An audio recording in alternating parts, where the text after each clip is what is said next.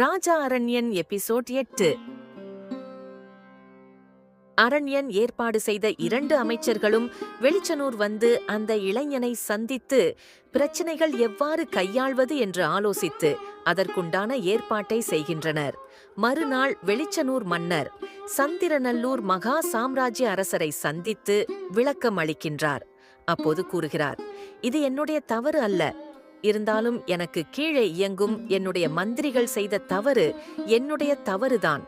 ஆகையால் மகா சாம்ராஜ்ய சந்திரநல்லூர் அரசருக்கு சிற்றரசர்களுக்கு செய்து கொடுத்த ஒப்பந்தத்தின்படி எனது மந்திரி சபையை கலைத்துவிட்டு உங்களை சந்திக்க வந்துள்ளேன்.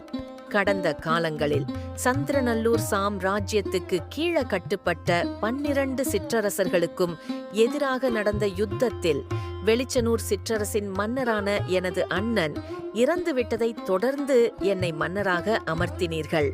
தற்போது என் அண்ணனின் மகன் மூத்த புத்திரன் எங்கள் நாட்டு இளவரசனுக்கு நீங்களே முடிசூடி அவருக்கு பதவி பிரகாரம் செய்து வைக்கும்படி கேட்டுக்கொள்கின்றேன். அதற்கு சந்திரவனூர் மன்னரும் அனுமதி அளித்து ஏற்பாடுகளை செய்யுமாறு உத்தரவிடுகிறார்.